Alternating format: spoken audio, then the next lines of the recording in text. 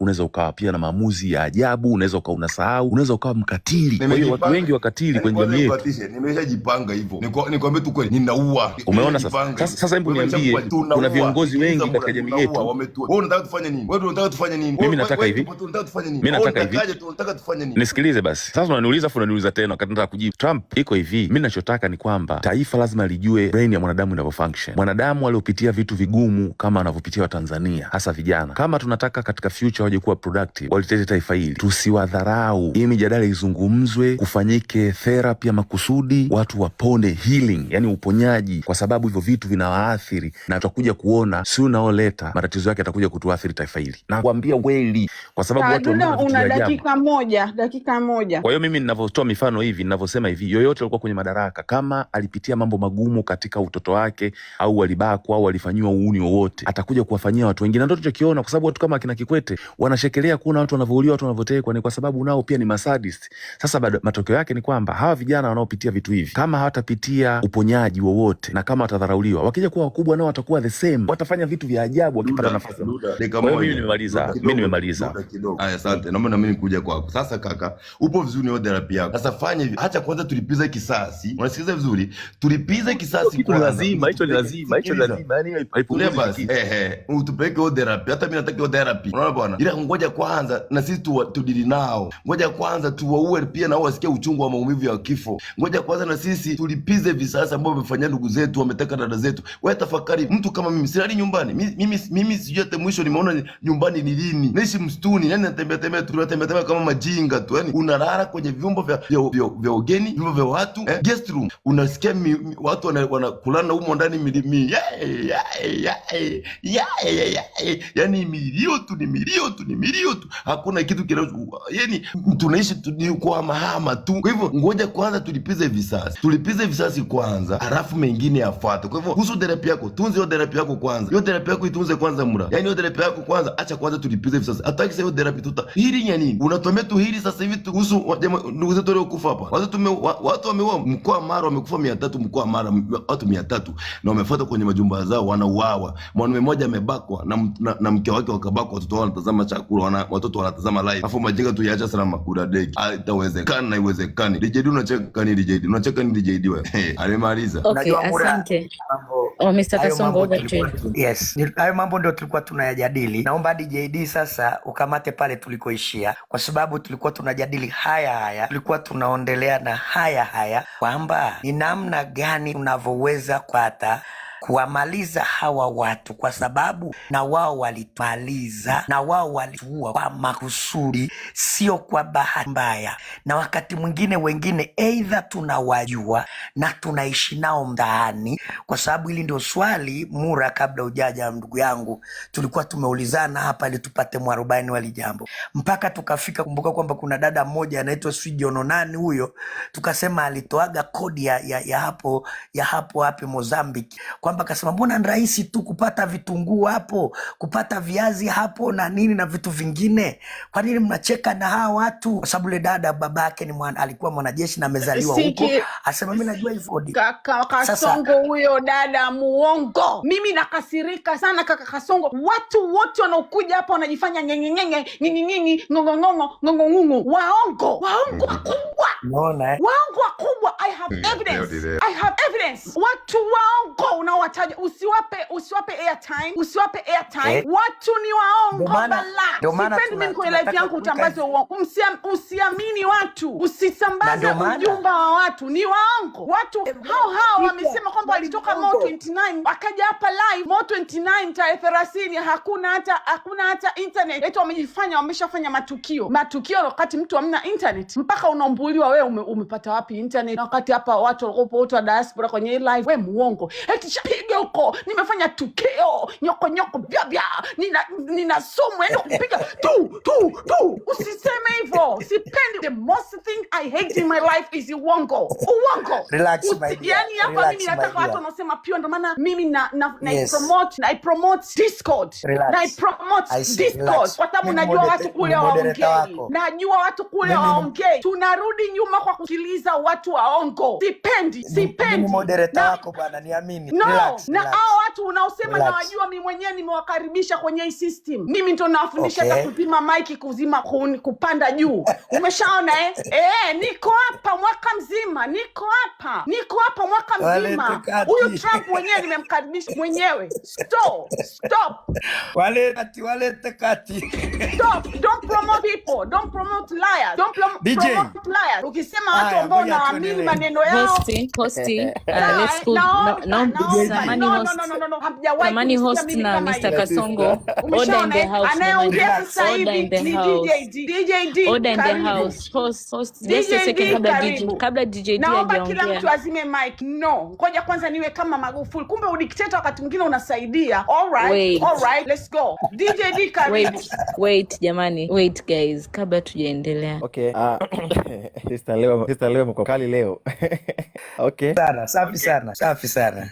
Mr. Kasongo, naona nataka tuendelee tupoishia pale kwa mada yetu. Sasa iko hivi. Mimi niko na nasema kwamba tumefika tu ya mwisho. Ni hatua gani ya mwisho tumefika? Ni kwamba serikali imefikia hatua inaua watu, inateka watu. Ilianza kama masiala, sasa hivi imekuwa serious, na zaidi ni kwamba hawasilisi tena watu. Umeamua kama ni mbwai iwe mbwai. Sasa hivi ni kuteka. Umeona? Sasa nini jawabu la hapa tufanye ili tutoke hapa tulipo? Umeona? Tunarudi pale kwenye mada yetu ambayo tupoishia pale, ndio tukaingia mada zingine sasa Dude na wenzii. Umeona? Ni kwamba hizi nchi zote ambazo walipata ushindi kwa maandamano ilikuwaje kwanza? Sasa hapo ndipo mtu anaingia kuGoogle kusearch, hata kama elimu hiyo huna, kwamba Madagascar, Nepal na zingine pia mpaka wakashinda, wakachukua nchi yao. Waitumia muda gani? Ila hiyo sisi haina nini sana, haitohusu sana. Lakini pia kwa nini walishinda? Yaani kwa nini walishinda? Na kwa nini walichoma magari, wakachoma nyumba? Lakini sisi huku tuonekana ni wahalifu, tunauawa. Kwa nini? Ukifuatilia Mr. Kasongo utagundua nchi zote ambazo wameandamana na wakapata ushindi, haijalishi ni kwa muda gani, ni kwamba jeshi lilikuwa pamoja na wananchi, hata kama lilikuwa haliko nao mwanzo, lakini baadaye pia lilikuja kuungana na wananchi, ndio wananchi wakapata nini? Wakapata. Sio kwamba wanajeshi wa hizo nchi walikuwa hawana silaha, hapana. Walikuwa hawana mabomu, walikuwa hawana hizo AK-47, hawana ICD, walikuwa wanazo. Umeona? Ile walipata haki ya kibinadamu, walipata haki ya raia wa nchi hiyo, walipata viapo walivyoapa kwenye jeshi lao la nchi, kumlinda mwananchi na mali yake. Umeona? Pamoja na kuilinda nchi yenyewe ambayo ni mipaka na kila kitu. Umeona? Hao ndo walichukua nchi wakashinda. Umeona? Wote Madagascar, Nepal na wengine pia wote. Kwa Tanzania pindi hiko tunaona ile mifano kwamba Nepal naye pia Nepal pia kashinda, mara si Madagascar naye kashinda. Mara kwa nini sisi tusiweze? Tukaona haiwezekani. Nani kasema? Mabango yetu, malungu, kila kitu twende choma. Umeona? Kaenda sasa sisi tulivyoenda, sisi tukutana na kitu cha tofauti na tulivyotegemea. Tulihisi watu wameshika mangao yale mangao.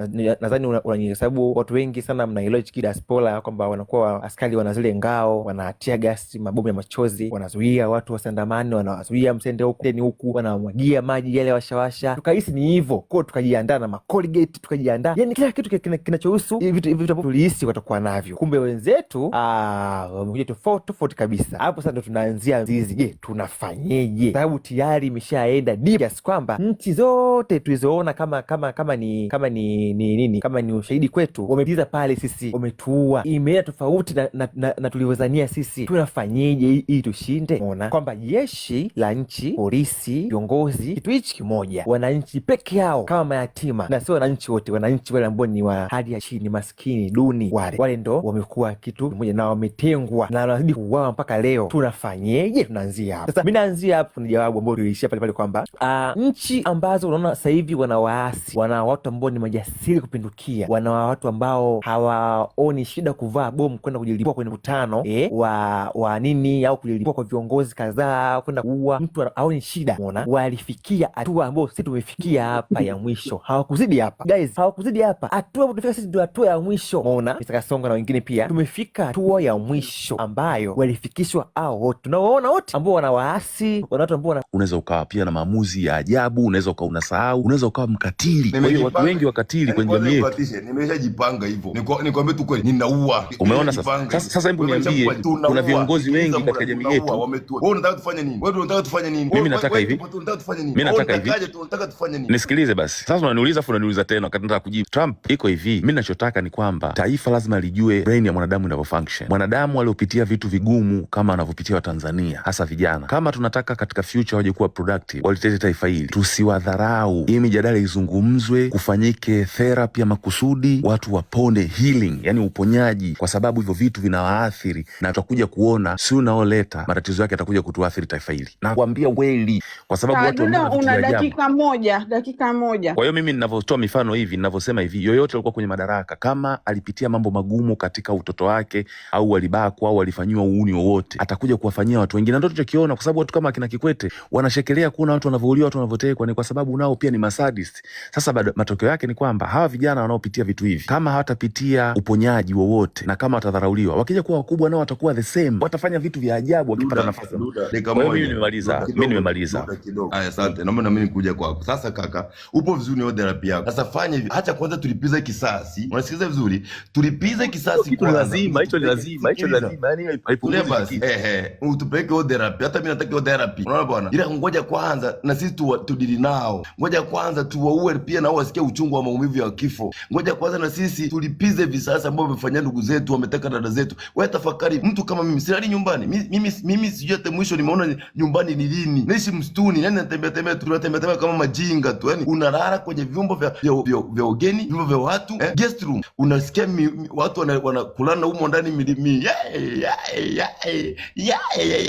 yani milio tu. Hakuna kitu yani tunaishi kwa mahama tu. Kwa hivyo ngoja kwanza tulipize visasi kwanza, alafu mengine yafuate. Kwa hivyo kuhusu therapy yako, tunze hiyo therapy yako kwanza. Hiyo therapy yako itunze kwanza mura. Yani hiyo therapy yako kwanza, acha kwanza tulipize visasi. Hataki sasa hiyo therapy hili ya nini? Unatuambia tu hili sasa hivi kuhusu ndugu zetu leo kufa hapa.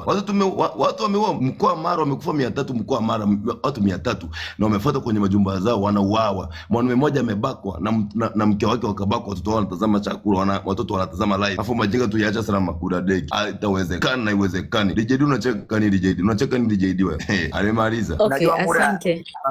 Mr. Kasongo, over to you. Yes, hayo mambo ndio tulikuwa tunayajadili. Naomba DJD sasa ukamate pale tulikoishia, kwa sababu tulikuwa tunajadili haya, tulikuwa tunaondelea na haya kwamba ni namna gani tunavyoweza kupata kuwamaliza hawa watu, kwa sababu na wao walitumaliza, na wao walituua kwa makusudi, sio kwa bahati mbaya. Na wakati mwingine wengine either tunawajua na tunaishi nao mtaani, kwa sababu hili ndio swali Mura, kabla ujaja ndugu yangu, tulikuwa tumeulizana hapa ili tupate mwarobaini wali jambo, mpaka tukafika kumbuka kwamba kuna dada mmoja anaitwa Jono nani huyo, tukasema alitoaga kodi ya hapo Mozambique, kwamba kasema mbona ni rahisi tu kupata vitunguu hapo, kupata viazi hapo na nini na vitu vingine, kwa nini mnacheka na hawa watu? Kwa sababu le dada babake alikuwa mwanajeshi na amezaliwa huko, asema mimi najua hivyo. Kaka Kasongo huyo dada muongo. Mimi nakasirika sana kaka Kasongo. Watu wote wanaokuja hapa wanajifanya ngongongongo, waongo wakubwa. Unaona waongo wakubwa. I have evidence. Watu waongo unaowataja, usiwape airtime. Watu ni waongo bala. Sipendi mimi kwenye live yangu utambaze uongo. Usiamini watu, usisambaze ujumbe wa watu, ni waongo. Watu hao wamesema kwamba walitoka Mo 29 wakaja hapa live Mo 29 tarehe 30, hakuna hata internet. Eti wameshafanya matukio wakati mtu hamna internet, mpaka unaombuliwa wewe umepata wapi internet, na wakati hapa watu walikuwa wote wa diaspora kwenye live. Wewe muongo. Eti shapiga huko, nimefanya tukio nyoko bya nina sumu yani kupiga tu. Usiseme hivyo. Sipendi. The most thing I hate in my life is uongo. Relax my dear. Yani hapa mimi nataka watu wanaosema pure, ndio maana mimi na Yes. promote Discord. Relax. Na promote I see, Discord. relax. Kwa sababu Mimi najua watu kule moderator waongei. wako. Najua watu kule waongei. Tunarudi nyuma kwa kusikiliza watu waongo. Sipendi. Mimi moderator wako bwana, niamini. No, Relax, na relax. hao watu unaosema Relax. na wajua, mimi mwenyewe nimewakaribisha kwenye hii system. Mimi ndo nawafundisha Okay. kuzima mic, kupanda juu. Umeshaona niko hapa mwaka mzima. Niko hapa mwaka mzima. Walete kati. Huyu Trump mwenyewe nimemkaribisha mwenyewe. Stop. Walete kati. Stop. Don't promote people. Don't promote liars. Don't DJ. promote liars. Ukisema watu Haya, ambao ngoja naamini tuendelee. maneno yao. Hosti, let's go. Samani host. Samani host na Mr. Kasongo. Order in the house. Anayeongea sasa Order in hivi the ni house. DJD. Order in the Karibu. house. Host, just a second kabla DJD Naomba kila hajaongea. mtu azime mic. No. Ngoja kwanza niwe kama Magufuli. Kumbe udikteta wakati mwingine unasaidia. All right, let's go. DJD karibu. Wait jamani. Wait guys, kabla tujaendelea. Okay. Sister leo mko kali leo. Okay. Safi sana. Mr. Kasongo, naona nataka tuendelee tupoishia pale kwa mada yetu. Sasa iko hivi.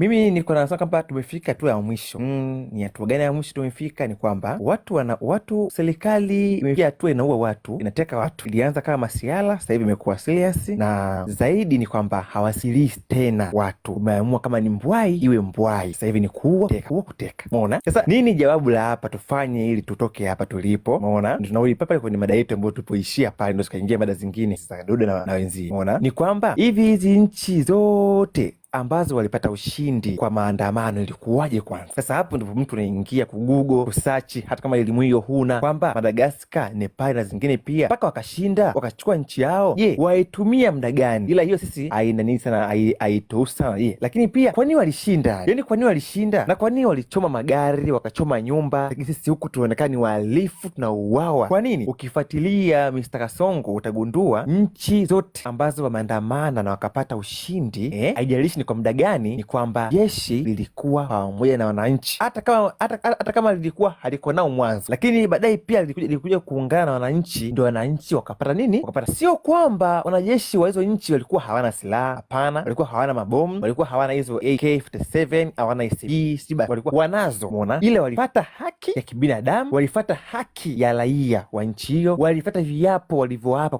kwenye jeshi lao la nchi, kumlinda mwananchi na mali yake. Umeona? Pamoja na kuilinda nchi yenyewe ambayo ni mipaka na kila kitu. Umeona? Hao ndo walichukua nchi wakashinda. Umeona? Wote Madagascar, Nepal na wengine pia wote. Kwa Tanzania kipindi hiko tukawa tuna ile mifano kwamba Nepal naye pia Nepal pia kashinda, maana si Madagascar naye kashinda, maana kwa nini sisi tusiweze? Tukaona haiwezekani. Nani kasema? Mabango yetu, malungu, kila kitu, twende choma. Umeona? Kaenda sasa sisi tulivyoenda, sisi tukutana na kitu cha tofauti na tulivyotegemea. Tulihisi watu wameshika yale mangao yale mangao.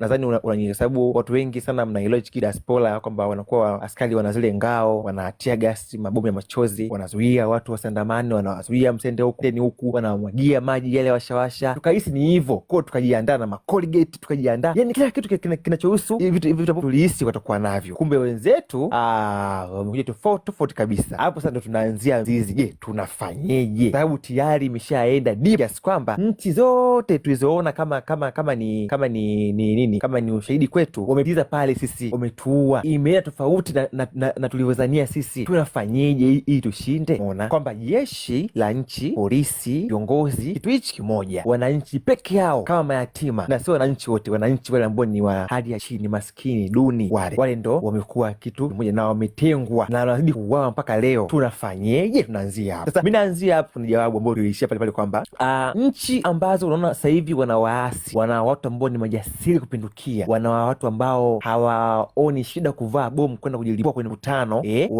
wa nini, au kujilipua kwa viongozi kadhaa kwenda kuua mtu, haoni shida. Unaona, walifikia hatua ambayo sisi tumefikia hapa ya mwisho. Hawakuzidi hapa guys, hawakuzidi hapa. Hatua tulifika sisi ndio hatua ya mwisho. Unaona, Mr. Kasongo na wengine pia tumefika hatua ya mwisho ambayo walifikishwa hao wote tunawaona, wote ambao wana waasi, wana watu ambao wana makundi ya kigaidi. Ng'ombe tumchangie yule ng'ombe ni anu muhimu sana na atakunywa soda kwa bili yangu. Yule ng'ombe tunataka tujue anaendeleaje. Hata ikiwezekana tutoe pay bill ya yule ng'ombe anafaa ajengewe nyumba kabisa.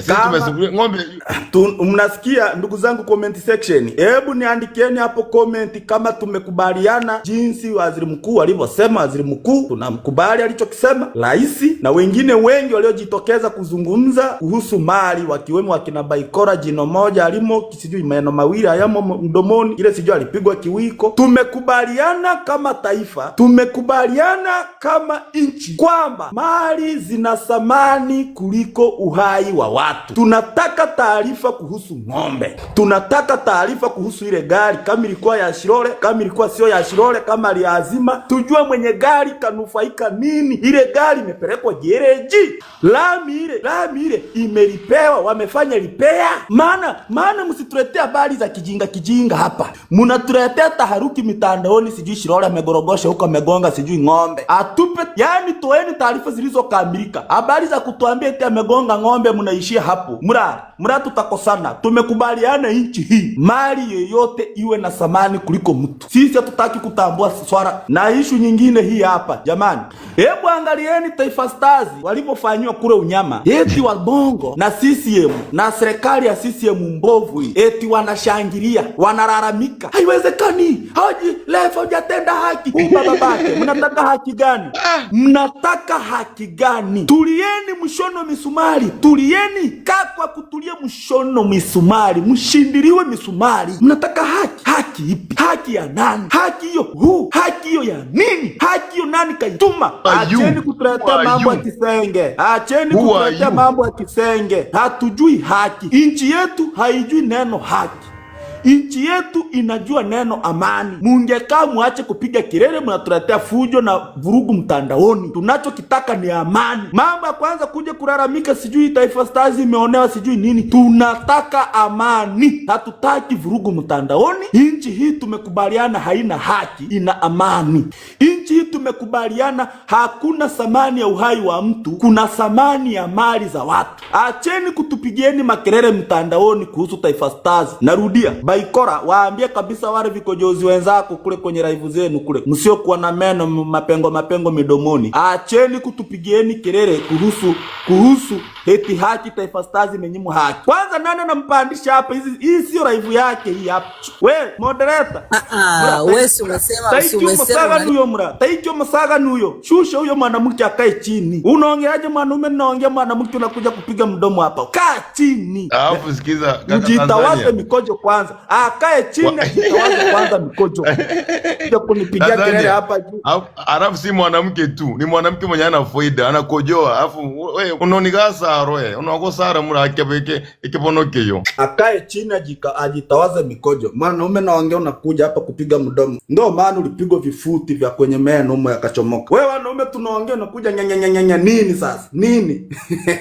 Mara mwingine aongee una kazi na malizia, ila msimamieni hapo kwamba hii nchi haina haki, ina amani. Cha pili, hii nchi haina thamani ya uhai wa mtu, ina thamani ya vyombo au mali za watu. Tunataka kujua mwenye ng'ombe kanufaika nini? Tunataka kujua refa aliyechezesha Taifa Stars na Morocco amejaliwaje? Yaani amepewa kitu gani? Anatakiwa alipo chochote kitu, kwa sababu ametenda haki ametenda amani sio haki. Acheni kutupigieni kelele mitandaoni. Hatutaki fujo. Niko hapa chini mra. UVCCM wana cha kuzungumza, msiwapandishe kwenye live zetu. Asante sana mura. Alafu unajua nimesikia taarifa ya mkojo. Nilisikia taarifa ya mkojo. Alafu unajua sauti nimesikia taarifa ya mkojo kabisa kwa mbali. Kumbe kuna kikojozi, mama wa taifa, dada wa taifa kikojozi. Anakojoa sana, kikojozi. Namempandisha huyu. Nani anampandisha huyu? Shuka. Wewe. Weka ujinga huko mara mkubwa wewe. Unanitafuta wewe Shiro. Mimi kwanza kwa taarifa yako mimi niko very special Bayakola. Siwezi lala mwanamke kama wewe. Cha kwanza unanuka. Yaani unanuka. Yaani kwa taarifa yako unanuka. Number 1. Siwezi lala na mwanamke kama wewe. Yaani siwezi. Nani anampa huyu moderator, nani anampanisha mtu hapa? Siwezi. Na nitakublock ukipanda hapa na kublock. Ukipanda hapa na kupiga block. Tena block kubwa sana. Jaribu upande. Block. Ngoja nikupe block upate adabu, mpumbavu. Tu umeelewa na mswaki hujapiga. Pumbavu. Yaani mtu akikutazama tu anajua unanuka. Unatafutia kiki kwangu. Unatafuta followers kwangu, ni pumbavu wewe. Hapa uwezi. Yaani hapa sisi leo tumevamia nyumba. Hii nyumba tulishaivamia. Yaani hapa hakuna leo yaani leo hamna bahati. Yaani leo mtatapatapa tu. Hii nyumba tulishaivamia hii nyumba. Tumeivamia hii nyumba hii. Tumeivamia. Ngoja kwanza. Ushindi endelea. Ngoja nidili naye. Hebu ushindi endelea kaka hapo. Wewe ishi Momo. Una nia gani? Ishi Momo, una lengo gani? Ama tukuache live sasa? Ama mimi tushuke? Trump. Huyo hapo ameweka automatic, mwambie atoe automatic, ndio maana watu ni automatic. Muelewesha atoe automatic, sinaona. Kama mnataka debate na mimi, si mlikuwa mnanitumia salamu, ndio niko hapa. Sitoeni wewe, tuliza salamu zenu, nakimbia mwende wapi? Shike niende wapi? Tulieni hapa. Tulieni hapa. Dawa ikuingie wewe. Kikojozi, kaa chini utap. Kaa chini utulize hicho kisimi. Teremsha huyo maraya. Kwani mbona nawazidi kete? Akae chini atulize kitembe.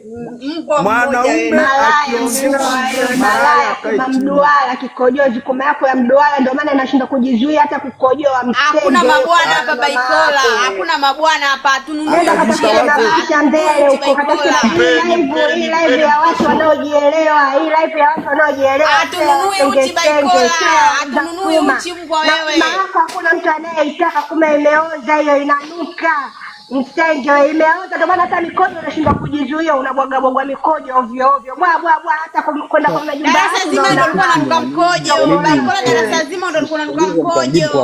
Baikola darasa zima ndio alikuwa ananuka mkojo. Wewe wanamtenga darasa zima kwa sababu alikuwa ananuka mkojo. Mrateremsha huyu hasa huyu ndio wale. Ngoja nimshushe na huyu. Mbona mnashindia watu? Kaa chini, weka nyama chini kwa mama yako.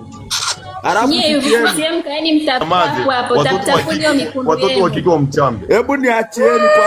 Hebu niachieni niwashone hayo VCM. Kumbe wajalizika kwa mama yao. Hawajalizika hawa umbwa. Wewe Baikora, kaa huko endelee kupigwa vifuti, utoke meno yote yaishe. Unapanda hapa juu umejitawaza mikojo. Mra, huyu mwanamke anakuja kuongea na nyinyi hapa amejitawaza mikojo. Mra, hebu piga nyama chini Baikora. Kaa kwa kutulia. Hii sio live yenu ile ya kuwekana vidole. Hii si live. Hii mkiona tumepanda hapa juu miamba. Kwanza wanaume sisi wa Mara tukiongea, mwanamke fumba mdomo. Ndio maana alikufumua kifuti ukatoka meno ya pembeni humo. Kwa sababu una mdomo. Huyu nani anacheka hapa? Hebu zima mic mama, cheke kimya. Lips love hebu yes.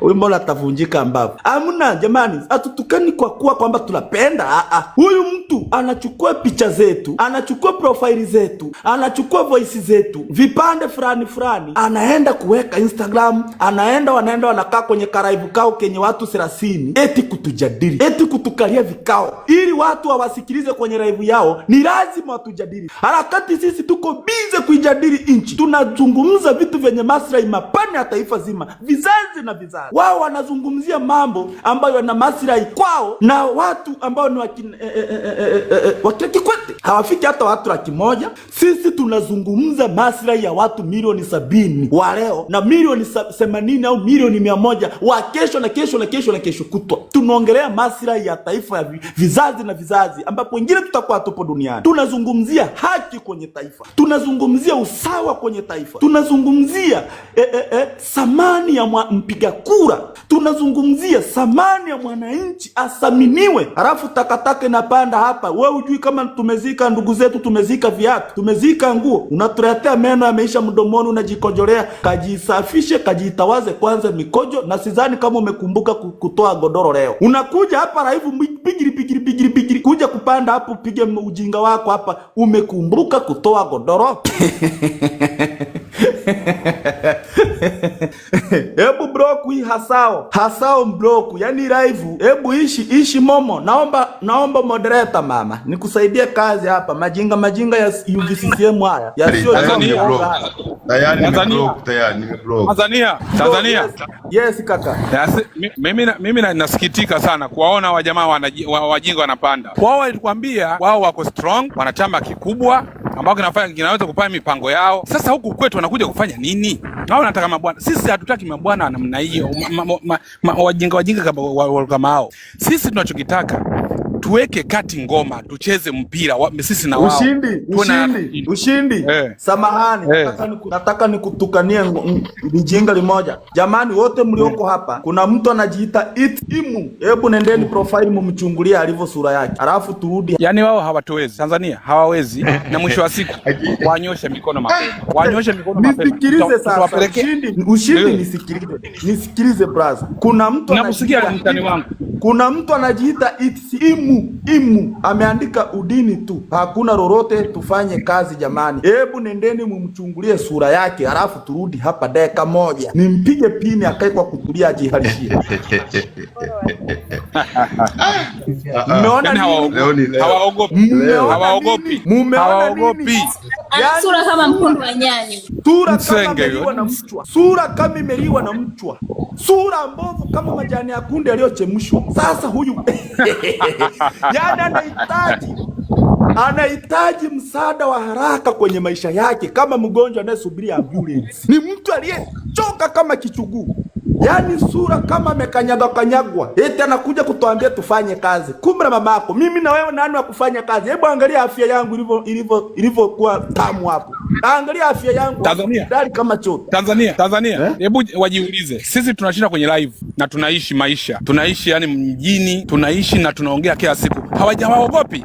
Sasa sisi tunachokitaka sasa hivi hawapumui na ushindi huu. Yani vita hii hawatoshinda, na kama kuna mtu bana anategemea kwamba CCM ni chama ambao kitampa mafanikio, aondoke mapema. Hawazimi huu moto, hawauzimi na hauzimiki na hawatopumua. Wapande kwenye live zetu, wasipande. Sisi moto ni ule na hakika watakwambia. Na kuhakikisha tu watakwambia. Tukitoka kwenye live tutaenda ground. Watakwambia. So wanajivia madini, sio manani makanisa, sio wanazungumza hivi, wanafanya hivi, wameshatuua na tuliobaki tutawapelekea moto mpaka tupe taifa letu. Yani hiyo haifitwi, hatujifichi na tuko live, waambiane kabisa mapema. Hiki kimbunga hawezi ushindi. Hiki kimbunga nakwambia. Unaona hiyo sura niliyowaambia mchungulie. Kuna mtu ananiambia hapa. Ameliwa na mchwa huyo. Kaliwa na mchwa.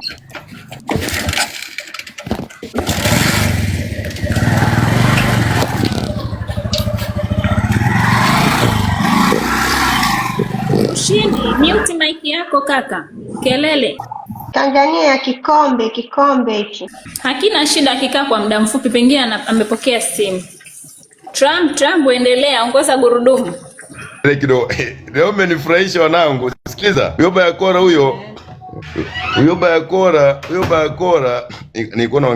nilikuwa na kidogo mmesikia post sauti kidogo, kwa hivyo msishangae.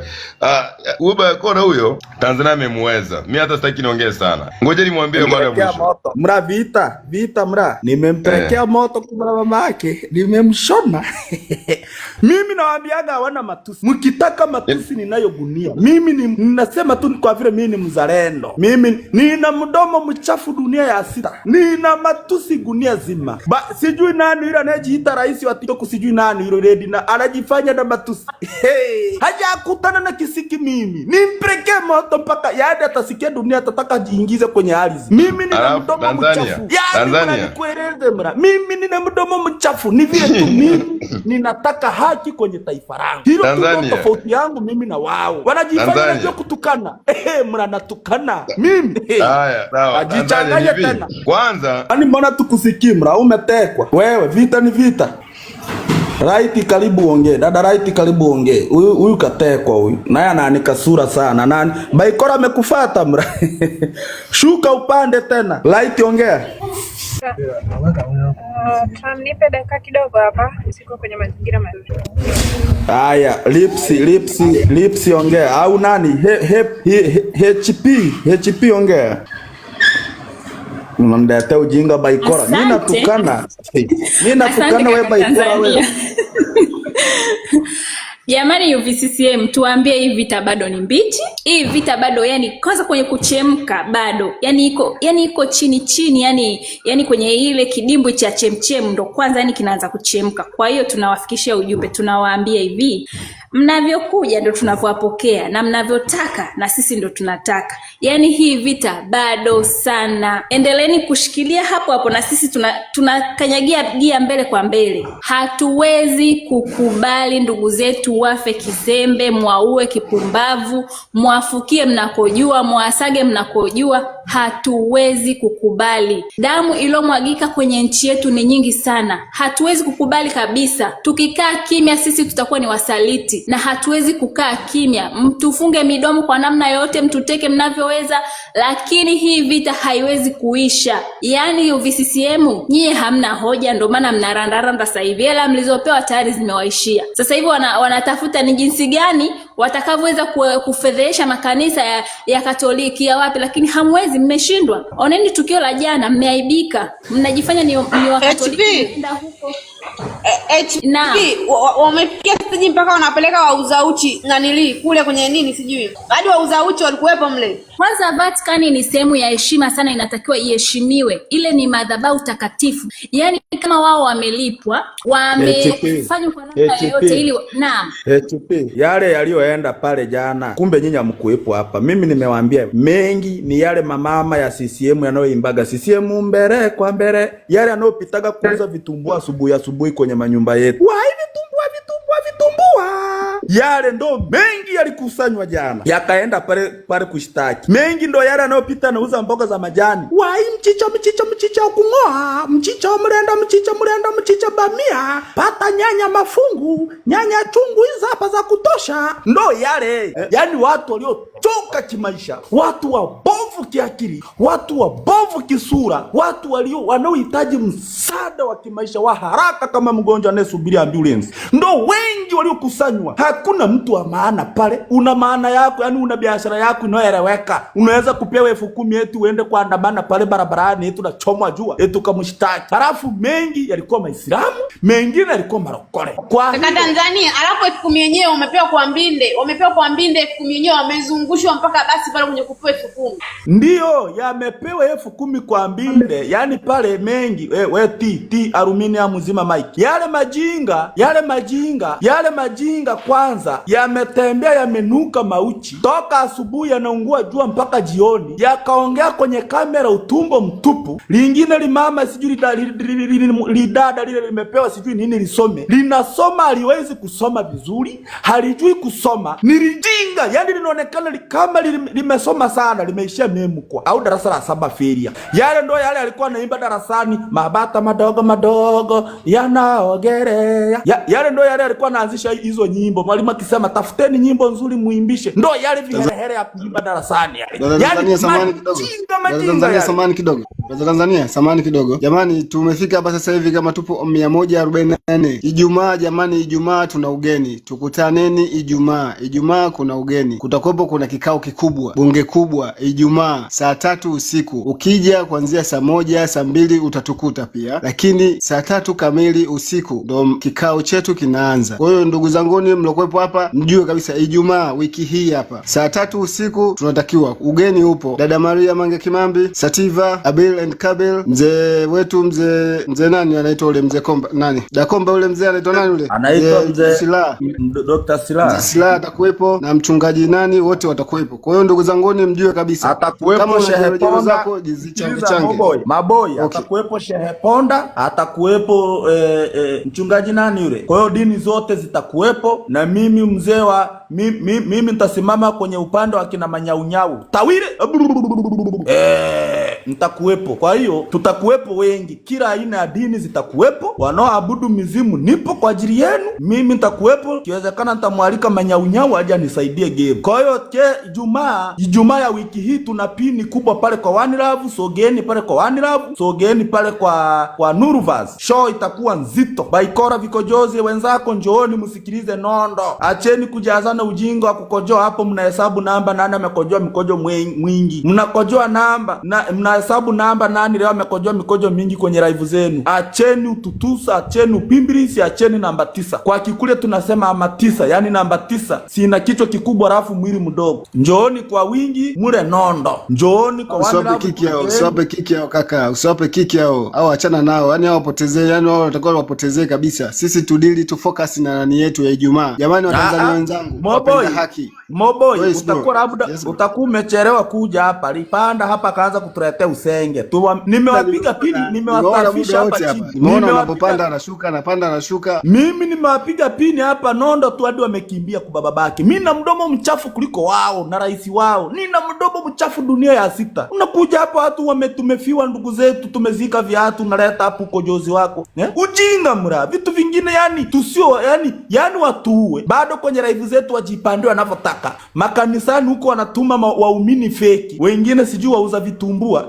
Lingine mimi ndo maana sipendagi hayo mama anaopigaga kelele madirishani asubuhi anauza vitumbua. Kuna siku nimelala, nimewasimulia watu hapa, nimelala zangu nyumbani na mke wangu saa 12 hata sijapiga cha asubuhi. Sijaomba cha asubuhi eti linakuja linjinga eti. Wai vitumbua vya moto wai vitumbua. Nikaslide hivi dirisha la kio. Ngoja nimalizie. Nikaslide dirisha la kio. Ngoja nimalizie dakika moja. Nikaslide hivi dirisha la kio, nikatoa mdomo nje. Nilimtukana. Toka hapa na mavitumbua yako na mboga za majani zako hapa. Na nimekwambia na shida mboga za majani. Watu mpaka mtoto akaamuka. Ujinga. Alafu hayo unakutana nayo kwenye kwaya za CCM yanaimba. CCM mbele kwa mbele. Tunaitaka wenyewe. Angalieni wote wale waumini wale.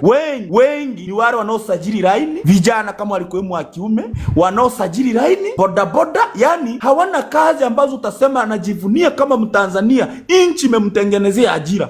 Wengine ndo hawa wauza mboga za majani, wamepewa $10,000 anapiga hesabu hapa amepata kamtaji ka dishi moja, dishi la mboga za majani. Yanaenda pale kuimba nyimbo za kikirokole, baadaye yaimbe hata ile nyimbo mimina mimina, yanaenda kuimba eti Yesu ni mwamba. Mwamba gani? Mwamba wa nani? Kwenye wa Katoliki. Mwamba fuwa. Nani kawaambia ni mwamba pale? Nyinyi mumeenda pale hata vitambulisho hamna. Yani unaenda ubarozini hauna hata kitambulisho kinachokutambulisha wewe ni nani, umetokea wapi, kanisa gani? Ni mijinga ndo itawaelewa. Watu wenye akili timamu kama sisi hatuwezi kuelewa. Asanteni sana. Kaka unaweza kaendelea aliyekuwa anaongea. Pia maboi pia sisitizia watu wale wanaopenda haki. Kama hujamfollow mtu aliyoko hapa juu mpenda haki, mfollow ili hiyo siku ya Ijumaa live zote zitakavyofunguliwa, zile live kubwa, live ya One Love na live ya Kaka Nurvaz, ili uweze kuwaona. Ukimfollow mtu hapa juu unaweza kumuona direct alipo. Kwa hiyo atakupeleka moja kwenye ile live ambayo itakuwa ipo siku hiyo ya Ijumaa. Kwa hiyo ndugu zangu, mtu follow watu, sio tunatafuta ya followers. Itakuwa Ijumaa, waambie kwamba itakuwa Ijumaa kuanzia wasoge kuanzia mida ya saa 2, mijadala inaweza kaanza saa 3. Kwa hiyo kuanzia mida ya saa 2, saa 1, saa 12 wewe sogea tu pale, endelea kula nondo, sogea pale. Nimemuona Kaka Duda anaweza akapanda hapa.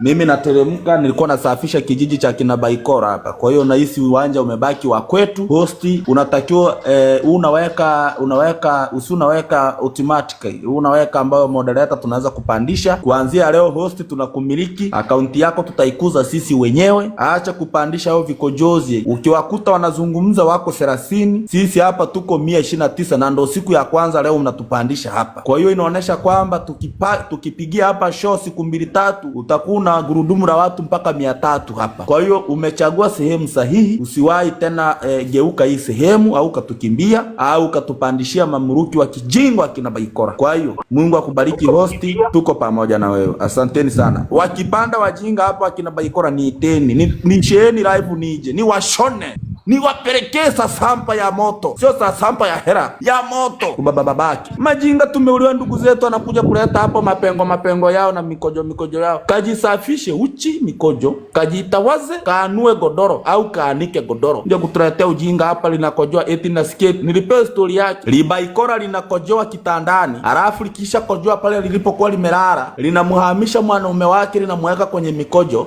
alafu lenyewe linalala ile sehemu kavu. Hiyo inamaanisha nini? Asubuhi ikifika yule mwanaume atashangaa, toka lini nikaanza kujikojolea? Akishaanza kushangaa, Baikora anamwambia anamshtukia. Si unajua ana mdomo. Kwani unakojoa kitandani? Mbona unakojoa kitandani? Sasa siku yake akakutana na mwanaume ambaye amepinda kwa babake. Ngumi jiwe mlangoti jiwe. Sijui yani akamwashia moto eti umekojoa kitandani. Jamaa likampiga vifuti, likamtandika viwiko mpaka meno yametoka. Nendeni kwenye video zake muangalieni meno pembeni humu. Hana meno huku pembeni kwa babake. Alikutana na mtu kama mimi hapa. Alikutana na mtu alienda kudangia mtu huko akakojoa kwenye godoro. Alafu amemaliza kukojoa kwenye godoro akahamia sehemu aliyolala ile kavu aliyolala mwanaume. Alafu akamsogeza yule mwamba, kidari kifua mwamba, akamsogeza kwenye mikojo. Asubuhi anamgeuzia kibao mwamba eti umejikojolea. Jamaa lilimpiga vifuti. Lilimtandika viwiko. Hana meno navyoambieni nendeni muangalie. Hana meno upande wa kushoto sijui wa kulia wa mdomo. Hana meno. Unaleta mdomo afu umekuja ghetto kunikojolea kitandani. Afu unaniletea mdomo. Akara vifuti. Akara viwiko. Ndo alivyo na mdomo. Yaani ana mdomo alafu kikojozi. Kwa hiyo akija hapa niiteni nije nimsikie. Tanzania ameshuka, mwambia amfuate nani huyo Baikora huko kwenye akaunti ya Haki Uganiwa. Ndo kakimbilia huko yuko anatana na Jamani ndugu zanguni, ndo kama hivyo. Ijumaa msisahau Ijumaa, hata ukianza kuweka jerojero mpaka Ijumaa utakopo tayari una shilingi ngapi hapo. Uweke bando la kutosha, manake yanayokuja ni mengi na ni makubwa, kwa kujiandaa na mbadala. Si unajua maandamano yetu ni maandamano yasiyokuwa na kikomo mpaka hii serikali haramu iondoke. Na asiyekuwa na Discord jamani, download Discord. Yaanza mikakati. Asiyekuwa na Discord, download Discord. Linki ya kuingia kwenye grupu yetu ya Discord ipo kwenye page yetu ya Ruge B 2025. Unaenda pale una click ile linki na kupeleka direct mpaka kwenye grupu letu. Kwa hiyo jamani, asiyekuwa na kai download hiyo Discord jamani. Na mnao tuona hapa wote sisi ni wapambania haki. Sisi hatujalipwa. Tunanunua mabando yetu kwa pesa zetu. Hakuna mtu hapa aloshauriwa labda njoo huku au aliyenunuliwa njoo huku. Hapana, ni sisi wenyewe wapenda haki, wazalendo wa nchi yetu. Mzalendo ni yule ambaye anapambania kitu, anaona kitu hichi sio kizuri, huyo ndo mzalendo. Kuliko ni yule ambaye anasema bwana anunuliwa, bwana usifanye hivi, fanye hivi. Anaona kabisa hichi ni kibaya, lakini yeye hilo hajali. Yeye anachojali anaangalia pesa. Pesa sio kitu. Kwa hiyo sisi mnaotuona hapa juu wapenda haki. Na ndio maana unaona sisi tumejitenga, tunatukanwa, tunaambiwa maneno mengi, lakini sisi tumetulia. Sisi focus yetu ni kuikomboa nchi yetu. Kwa hiyo jamani, mtufollow. Naam bro. Naam dada. Samahani, hebu tusiwape nafasi hawa wana CCM kutuzoea kiasi hicho. Naomba kama tulivyowashusha hapa hao pumbavu wa UVCCM, twende tukasaidie. Naona watu hapa wanatuma comment kwamba huyo Baikora yuko kwenye account ya kwenye live ya Haki Upiganiwa anashusha matusi. Ndani huko tukawashusha. Basi like hapa manake unaona host naona kama yuko busy. Kaa hapa ulinde account. Sawa, muwapige mawe mpaka watoke wanavuja dai. Jamani ndugu zanguni, pambani. Mimi nakuacha basi Dalight. Mrudi sasa, msikae huko moja kwa moja mkimaliza. Haina shida. Si upo na nani hapo? Mlandamu, sijui Mlandamu. Uko na Mlandamu, uko na Ordinani hapo. Haya, tunakuja. Jamani, bado tuna kazi kubwa sana. Yaani tukisikia kazi tunayo ni kubwa sana. Ndio hii tunapambana kuleta haki, tunapambana turudishe nchi yetu mikononi mwetu, lakini bado tuna wajinga tunaishi nao. Kwa sababu mtu yeyote ambaye mpaka sasa hivi anahitaji kufundishwa nini kinaendelea kwenye nchi yake, kwa nini wanaharakati tunajaribu kupambana ili kuwa katika hali ambayo tunastahili tuliopewa na Mwenyezi Mungu, ujue hilo ni hatari kubwa sana. Yaani kama ni kuwa brainwash, sijui tutatakiwa tupelekwe wapi ili akili zifrashiwe vizuri tuwe kwenye kama watu wa kawaida. Maana mtu akiwa anabisha kwamba haoni mambo yanayoendelea Tanzania, hiyo sio akili ya kawaida. Yaani kwamba umaskini ushatupiga wa mifukoni mpaka umaskini umetuzagaa mpaka kwenye akili zetu. Kwa hiyo wapendwa, kutoka ni lazima, kupigania haki ni lazima, sio hombi. Kama unatarajia kuwa na maisha ambayo angalau yatakuwa wastani, hatumaanishi kwamba kuwa na kupigania hiki kwamba kila mtu atakuwa bilionea. No, hakuna. Hata hizo nchi developed countries, hizo nchi zilizoendelea, ni kwamba watu wana maisha ya kati, yani maisha ambayo hawezi kusumbuka, hawezi kuwa ombaomba, hawezi kufanyaje. Hata kwenye nchi zilizoendelea ombaomba wapo, lakini ni wale ombaomba ambao hawajatokana na umaskini kama umaskini. Ni mambo ya kujisababishia tu, kama vile mtu anavuta bangi ama anafanya nini, vitu kama hivyo. Kwa hiyo kila mtu ajue kabisa huu ni wajibu wake, ni wakati wake, ni jukumu lake kupambana ili tuhakikishe hawa wadhalimu tunawaondoa ili tuondoke kwenye haya mateso tunayoyapitia kwa sababu haiwezekani eti mpaka sasa hivi unakuta mtu anapambana, ni ndugu yako ama ni nani, anapambana kuomba 10,000 na ukimnyima hiyo pesa ni lawama kubwa sana. Hiyo kwamba hata yeye anapenda na si kwamba ni nini, yani ni kitu ambacho ni cha ajabu sana. Alafu tunaambiwa tunaishi kwenye nchi ambayo ina rasilimali nyingi sana. Sasa hizo rasilimali zinatusaidia nini? Kim, karibu. Naona umeingia lakini hujazima mic. Karibu.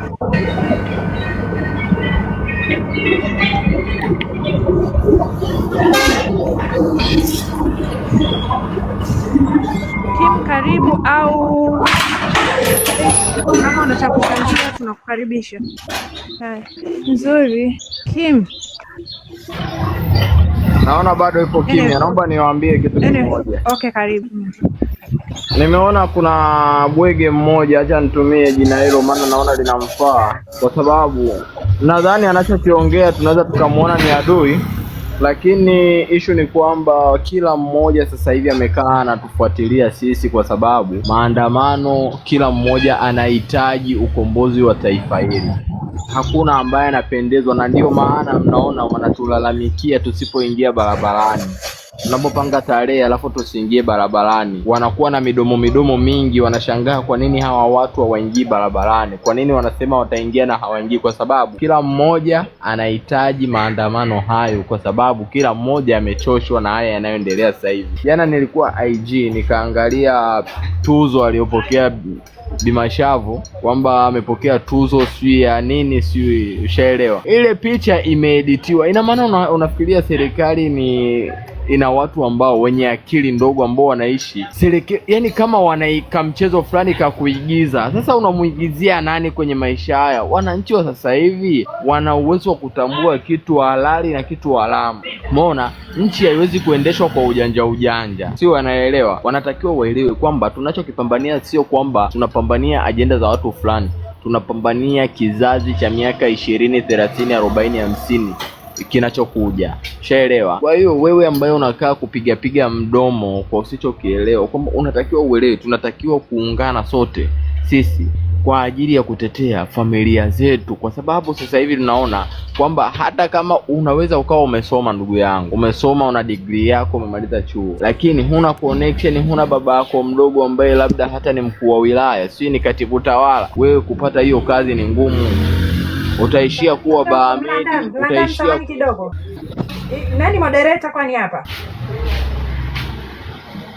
Moderator. Ishi Momo yuko au amelala? Ishi, kama umelala sasa njoo. Ishi popote pale ulipo, please. Wape watu moderator.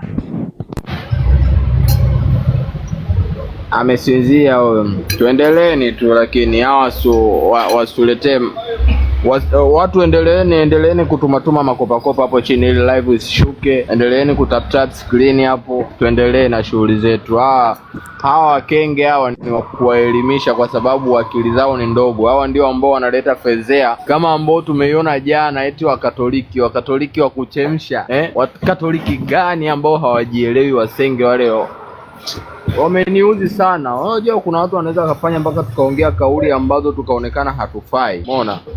Watu wanaenda kuharibu taasisi. Watu wanaenda kufanya utani na dini. Serikali ya namna gani hii jamani? Serikali sio kuwa na akili namna hii. Umewahi kuona wapi? Yaani michezo, yaani imekuwa kama channel ya vituko. Eti Wakatoliki. Jamani, hivi kwa akili ya kawaida tu, wewe ambaye labda unakaa hapa unatuona sisi kama ni hebu fikiria kwamba kwa nini yanafanyika yote haya? Faida yake ni nini mpaka yanafanyika yote haya? Fikiria faida ya haya yote ni nini, na kwa nini yanafanyika? Kwa nini wanatumia nguvu kubwa kutuaminisha vitu vya kipumbavu? Kwa sababu mimi nikikaa nikifikiria alichoongea Kitima, ubaya uko wapi? Hakuna alichokiongea ambacho hakieleweki. Hakuna mahali ambako aliongea Kitima mtu mwenye akili timamu anaweza kakaa simuelewe. Hakuna alichoongea nani Ruwaichi mtu mwenye akili timamu akakaa simuelewe. Sasa hebu wasikilize hawa wakujiita wa kujiita hao wa Katoliki. Wasikilize, utawaelewa. Niambie kaka. Ushaona? Kwao ni vitu vya ajabu tu ambavyo jamani, hata wewe unayekaa kutetea huu pumbavu lazima ujiulize, Kitima ni kipi alichoongea hakikueleweka? Ina maana hawa wanaoenda wanaozipush hizi agenda, ina maana wao kuna namna tunaweza tukasema kwamba ndio ambao walikuwa wameshiriki ule mpango wa kumuumiza Kitima kipindi, kwa sababu kipindi anashambuliwa, anaumizwa, hakuna waliotoka hadharani. Leo hii anakuja kukemea utekaji. Unaona kuna mbwa wanatoka wanakuja kumwataki. Lazima tujiulize. Na huu mpango wote mimi lazima niwaambie ndugu zangu, kuna mtu ambaye watu wawili ambao wapo nyuma ya huu mpango ambao ni nani? Kombo na Yona. Kombo na Yona, hawa watu wanahusika kabisa moja kwa moja na huu mpango. Na hawa wanalipwa na nani? Hatuwezi jua. Umeona? Kuna watu lakini ambao wapo ndani ya chama na serikali ndio ambao wanawalipa Kombo na Yona kuja kuleta hii mipango yao ya kipumbavu. Na ndio maana siku zote mnaona kuanzia alipokuwa Humphrey Polepole walikuwa wanatoka hawa watu, akitoka Polepole kuja kuongea, wanakuja kugadi zile hoja za Polepole kwa kuleta upumbavu wao. Sawa? Kipindi ya Askofu Gwajima anatoka kuongea, anatoka Kombo, anatoka na Yona, anakuja kuongea upumbavu. Kombo na Yona, hawa watu wanalipwa na nani? Watanzania lazima mfungue macho yenu. Hawa watu wapatikane, wawe mfano. Mimi naongea hivi jamani, naweza mkaona kama naongea masiala, lakini Kombo na mwenzake Yona popote walipo, ujumbe huu wafikie. Wanachokifanya mizaha na dini hatutakubali. Lazima wawajibike juu ya huu ujinga wanaofanya. Umeona? Kwa sababu wewe fikiria, wameenda kutafuta ujinga wao huko, wadangaji wa Mbagala huko wanayowapeleka kwenye media. Na maana huu mchongo wote huu kuna yoyote kufanana na sisi, huyo ni wa kwetu. Mwaipaya anakuja, ingawa tulishazuia mambo ya kuzungumzia kwenye chama, lakini akija anaongea mambo ambayo yanahusiana na sisi. Haji kuzungumzia jamani wote mna kadi, jamani wote mmeshajiunga matawi gani. Hizo habari sisi hatutaki kwa sasa hivi. Lakini akija akasema jamani twendeni comment sehemu tukaparalyze, huyo wa kwetu. Tukataeni kabisa hawa watu wanaokuja kutuharibia. Hao wakina Marikizi wamekuja kwenye platform zetu baada ya kupoteza mwelekeo wa TikTok. TikTok tumeiteka sisi. Ilivyokuwa TikTok imeshikilia ushambenga na udaku wa kuchambana, tumeutoa sisi, tumeufuta. Baada ya kuufuta wakaona sasa tufanyeje ili turudishe hii hali. Kwa hiyo wanatengeneza hizi live za majenzi kuzigeuza udaku. Tukataeni, acheni kwenda kwenye hizo live. Mtu yoyote asipande kwenye hizo live ambaye anajijua ni mpambanaji. Ukimkuta One Love yuko on, njooni kwa One Love. Ni heri mje kwa One Love mfike hata watu 3000 kuliko kwenda kwenye hizo live mkabishane. Na ukimkuta mtu kapanda kule anabishana na UVCCM, huyo naye anaelekea kuwa pumbavu. Niliwaambia hata kule kwa nani huko kwa Haki, nimewaeleza. Mimi nakuja natoaga mifano ya nyumbani kwetu. Kule nyumbani kwetu ule unga wa muogo unatengwa likavunda likaoza, muogo limeoza. Sasa kule kijijini Usukumani yale mamiogo wanayachemsha asubuhi, yale yaliyovunda kwa ajili ya kunywea chai. Familia ambazo ni maskini zinakula, au kama ni vijiji ni asili wanakula yale mamiogo kwa karanga. Sasa haya ma UVCCM ni yale mamiogo, Wasukuma wanaita mbute. Haya ni mambute, hayana akili, ni mamiogo yaliyovundikwa yakaoza. Mambute yamekosa mwelekeo, yameanza kuja kwenye hizi live zenye watu kuanzia 800, 500. Yameona kwamba sisi kwa nini tunakomea watu 50, kwa nini tunakomea watu 70? Tufanyeje na sisi tupate watu chambane, tupate watu 70, tupate 100. Kalete kule, nenda kwa One Love ukatafute mtu kule hata 3 waje huku tuje tuchambane ili tufike kadhaa. Wanakuja kutafuta. Yule Marikizi tulimkaribisha vizuri, lakini kwa nini anafanya hivyo? Anafanya hivyo kwa sababu ni dhaifu. Ni udhaifu tu. Huwezi ukapandisha mtu wa CCM saizi akakuelewa. Kama watu wa CCM wanataka kugombana na kanisa Katoliki ambalo lipo mizizi tangu kwa kina Mtume Paul. CCM wanataka kugombana na kanisa Katoliki ambalo lina mizizi tangu Mtume Paulo wakati anaenda kufia pale Italy mpaka leo. Leo linataka kugombana na CCM ambayo ina miaka 64 inagombana na makanisa yenye miaka 5000 iliyopita. Utagombana na kitu kama hicho? Utakiweza?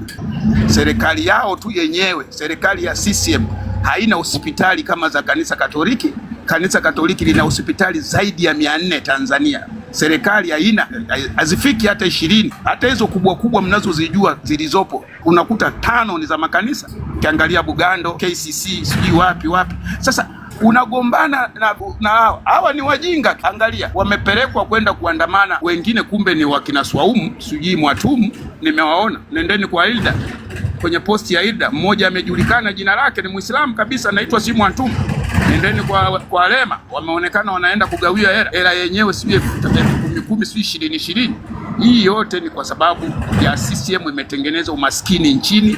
Nikijaga hapa nikisema kwamba Watanzania wanakula ngozi, au nikibadilisha nikisema Watanzania wanakula viatu na mikanda, huwa mnanicheka, mnasema nafanya comedy. Lakini hebu angalieni, hivi kweli unaweza ukapoteza muda kusema wewe ni Mkatoliki wakati wewe ni Muislamu, au wewe ni Mkatoliki wakati wewe hauna dini, kisa kwa sababu ya shilingi 30,000? Ni kwamba ni serikali tu imetengeneza mazingira ya umaskini, kwa hiyo inawachezesha wale watu wake inavyotaka kwa sababu ni maskini. Kuna watu waliopiga foreni jana hawajawahi kukamata 20,000 maskini katika maisha yao, hawajawahi kukamata 30,000. Kwa hiyo akiona 40,000 hawezi kuacha kwenda, Ni ule umaskini uliotengenezwa na serikali. Kama unawagawia watu 30,000, kwa nini usimkamate Angela Kizinga aliyeiba bilioni 16? Kama unawagawia watu 10,000, kwa nini usimkamate Abduli aliyechukua bilioni 4 kaenda kujenga Dubai? Kwa nini usiwakamate wakina Momba wenye mabilioni ili wagawie kabisa wa Tanzania? Au kamate mabilioni yale wagawie wa Tanzania pale, ukiwapanga watu wa pale Dar es Salaam unaweza ukawapa hata mtaji kila mtu. Ukiwakamata tu watu wa Dar es Salaam peke yao pale, ukachukua mabilioni ya Angela Kizinga na hao ya Abduli, na si unawagawia mitaji, unawaambia nitawatafuta baada ya miaka 2 nione mlichofanya. Wanawatesa Watanzania kwa sababu ya umaskini wao, wanawachezesha kama mchezo. Huwezi kuwakusanya watu kawaambia kwamba nendeni mkaseme nyewe ni Wakatoliki.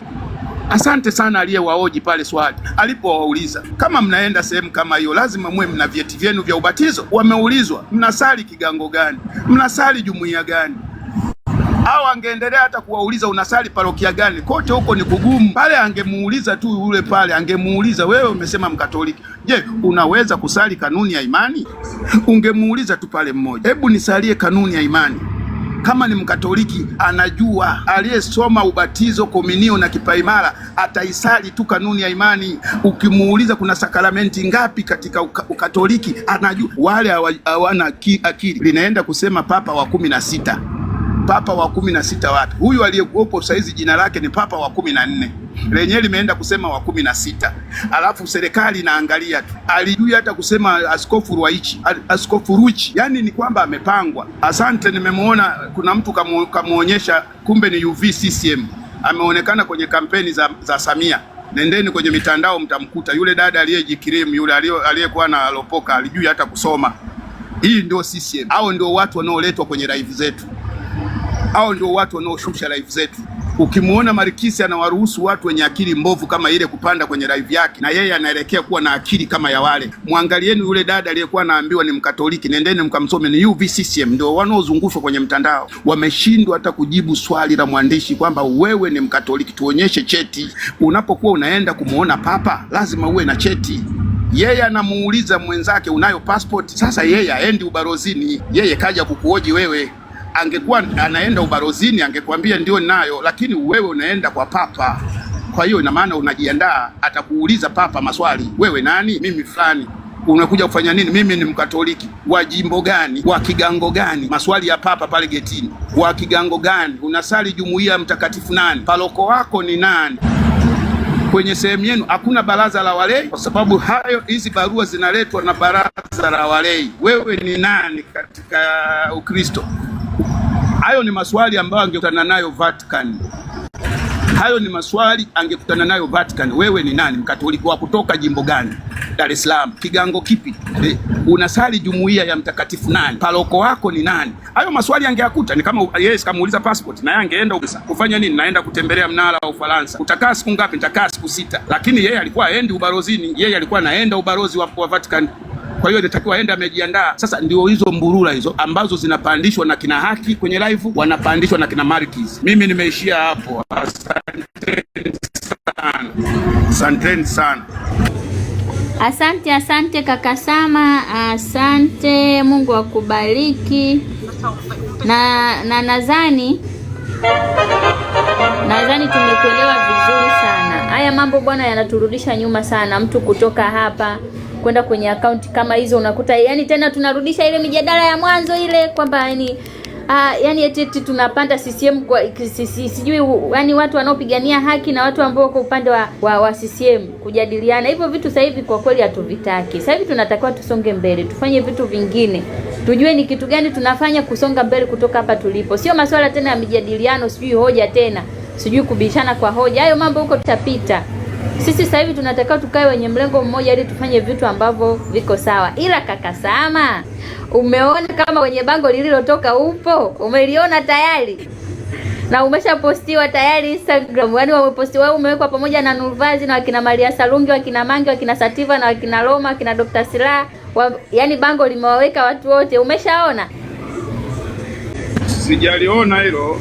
Sijaliona. Haujaliona? Ukinani hapa ingia hata kwenye account yangu hapa utalikuta. Uchukue pia na wewe uposti. Ameposti Rugebile, okay. Rugebile 2025 pia kwenye account yangu hii ukiingia utalikuta, unaweza pia ukachukua ukaenda ukaposti na wewe. Basi nitalichukua. Haya, utaona hapo wamewaweka wote, wewe Nurvazi na wakina Roma, wakina Sativa, wakina Mange, wakina Maria Sarungi, wote mko sehemu moja. Kwa hiyo yani na nzuri sana, ukiona wewe mwenyewe utapenda. Nenda ukishuka hapa utaenda kuangalia. Haya jamani, leo tuna operation moja. Naomba tufanye kitu kimoja. Leo nataka twende Instagram. Yaani nakwambia kaka Sama ilo bango limevutia. Ungejiona pale. Mkutano wetu utakuwa kabambe. Peji inatembea vibaya. Wala ndo mkutano wetu kaka Sama utakuwa kabambe sana. Unajua bango linatembea. Kaka Sama bango linatembea. Ngoja nitoke niende nikaone, tarudi baadaye. Kaposti pale kaka Ruge Instagram Rugebi 2025. Yaani aisee acha kabisa yani. Okay, baadaye. Wakina Maria wameshali like, kila mtu pale kashali like. Mpaka wakina Recho Dangwa tutakuwa nao. Mkutano utakuwa kabambe. Yaani sisi hapa jamani tungejea pale tukajaza comment jamani Gen Z na tukahashtag wale watu ambao tunategemea tutakuwa nao siku ya Ijumaa. Twendeni pale kwenye ile posti, fanyeni yetu, tujazeni makomenti yetu. Mkutano lazima uwe kabambe, yani mkutano wa Gen Z Tanzania. Wengine tushaweka kwenye status huko, hatujali wala nini. Tumeshaweka yani mambo ni bam bam. Twendeni pale Rugebi 2025 Instagram, tutalona lile bango, tushusheni komenti zetu za kutosha. Imepigwa pini pale na kaka Ruge. Twendeni kwenye komenti nyingine. Yani jamani, hivi mmeiona hiyo peji? Peji iko moto. Acheni kabisa. Peji iko moto sana. Kwani mmesafiri au ni network yangu? Amkomba itakuwa labda watu wameenda Instagram kwenye peji pale kwenda kucomment. Nice. Kwani Amkomba mmeiona bango? Na Facebook pia kaposti. Sijaenda, mimi nilivyoenda asubuhi nilikuwa bado nilikuwa natembeza dozi leo. Jana tumeongea mambo ya masikitiko ya mwezi 29 kwa nimelia siku nzima. Alafu naamka asubuhi nakutana na comment ya kuniuzi huko Instagram, nimetembeza vichambo. Nikarudi huku nakutana na wavuta bangi. Ndo nikawapandia kuvuta bangi nikawamalizia wao. Kwa hivyo sijatulia kurudi tena. I say afu kazi mmeifanya jamani, kumbe jana. Yani I say Facebook zawadi ya kuwepo jana palikuwa pa moto. Tumeona jana leo tutafanya hilo zoezi. Nurvas pia kinani tukipata watu 1000 leo inabidi wote tukapromote lile kwa ajili ya kesho, kwa sababu leo ndo siku nini? Leo ni juma ngapi? Okay, Jumanne. Siku ya leo itaanza rasmi kupromote mabango yetu, kucomment na nini. Jana ilikuwa zoezi la kufollow. Leo kucomment itakuwa. Kucomment na hata followers pia huku wanaenda 4000 unajua Instagram Instagram nataka ile usiku. Jana tulitumia tu tangazo kwa kaka Nurvaz, leo tutafanya kwenda kucomment. Yani tukifikia watu 700 600 wote tukacomment pale ili tuondoe ile nini. Imeshatoka ile new. Nimeshatoka tena kwenye hiyo page, nilikuwa na peruzi kitu chengine, ngoja niingie. Bado ipo viewers nahisi bado. Tutatumia leo huo muda kwenda kucomment. Mliopo hapa jamani, basi twende kule. Mimi kuna kazi nafanya hapa, ningeliendesha ile zoezi sasa hivi na nani, kwa vile Zawadi upo hapa, basi liendeshe hizo watu wakacomment pale kwenye bango letu, lionyeshe uhai. Nikimaliza mimi nitaendelea. Haya poa. Wewe love, nilisikia kwamba kwamba unaniita, nimeitika sana, lakini nilikuwa nataka niwachambue kule, alafu niache na tangazo langu, ila sikutaka niwaache hivi hivi, nitaka niache tangazo la Ijumaa. Ulikuwa unasemaje? Wanulove huko hapa? Jamani, twendeni na Facebook ukaposti kule. Facebook anaitwa nani jamani? Nimeshasahau. Facebook anaitwa nani Mkomba? Facebook kama watu jamani wa Facebook, twendeni pia. Naona pale kaposti. Nimeona Marila. Nimeshakumbuka ya Ruge Marila. Facebook inaitwa Ruge Marila. Jamani, hizi ni akaunti za Gen Z. Hata ukisoma zile caption yake, anajitahidi kuposti ukaka. Ruge Marila. Maana akasema anataka ikimbize sana hii account. Hizi account. Baadaye tuachie wenyewe. Hivi ni Marila, sijui ameandikaje huko. Marila. Twendeni Facebook Ruge Marila, tukakomenti pale, peji vipeperushi vyetu vipo, tupiteni posti zote, tuwekeni komenti za kutosha Ruge Marila. Alafu twendeni na Instagram kipeperushi chetu kwa ajili ya ule ugeni utakao tarajiwa hapa siku ya Ijumaa. Tunatakiwa sisi wenyewe tukajaze komenti pale na malaiki kama ya kutosha ya jamani. Wale wa nini wanaitwa Discord, pia linki iko pale, hatua za kufungua Discord pia utaiona, kuna video wameipiga pini, nenda kaangalia hatua za kufungua Discord. Na linki jamani, kuna linki mpya imewekwa jana pale. Gusa linki itakupeleka huko kwenye room hizo za Discord hivyo yani. Saudia panda juu. Everyone tuko salama. Sasa hivi ni mwendo wa bango. Nenda Instagram kaangalie bango letu la ugeni bwana la Ijumaa. Limepigwa pini pale. Jamani twendeni. Naongea kwa Saudia. Yes. Au nimesikia vibaya? Yes, Saudia. Jana ulitegea zoezi. Fanyeni wewe na Zawadi hapa, panda hapa juu. Jamani, Facebook inaitwa Ruge Marila, alafu na Instagram inaitwa Ruge B 2025. Kuna posti zetu pale. Naye analeta update hapa. Omnesi ana simu mbili sijui. Atasaidia. Peji ni za kwetu za Gen Z jamani. Twendeni pale, wekeni makopa kama yote. Wekeni nini? Makomenti kama yote na kuwatagi wale wahusika ambao tunawatarajia kuingia kwenye mkutano. Wajue kwamba Gen Z kweli tunawataka. Twendeni Instagram chapu jamani. Nenda rudi. Ruge jamani, nendeni Instagram inaitwa Ruge B 2025, Facebook unaitwa Ruge Marila. Facebook kwa wale wa Facebook kaweka pia hizo posti. Tunatakiwa tuzipitie sana hizo peji, zitakuja kutusaidia kufikisha maandamano yetu. Yani ni lazima tuzitumie, ni lazima kwa sababu ni peji za Gen Z. Na yule kaka harakati anazijua. Mnamjua hapa akipandaga juu. Akasema hii kazi anaiweza. Umeona? Sema kazi anaiweza. Baadaye akaunti ikikua huko amesema Gen Z na waachieni wenyewe akaunti zenu muendelee nazo. Kwa hiyo hebu twendeni kabisa. Facebook inaitwa Ruge Marila, alafu na Instagram inaitwa Ruge B 2025. Kama uja follow, like kila kitu. Kama unataka kufungua Discord, hatua ziko pale, fuata zote, video iko pale inajieleza, link iko pale juu, gusa link itakupeleka kwenye room moja kwa moja. Lakini kwa sasa hivi tunaendelea kusikiliza nini hapa, maelekezo yote toka kwa usi. Jamani, mabadiliko ni sasa. Kibua kinachotakiwa ni information. Sasa tukiwa na peji kama hizi inasaidia.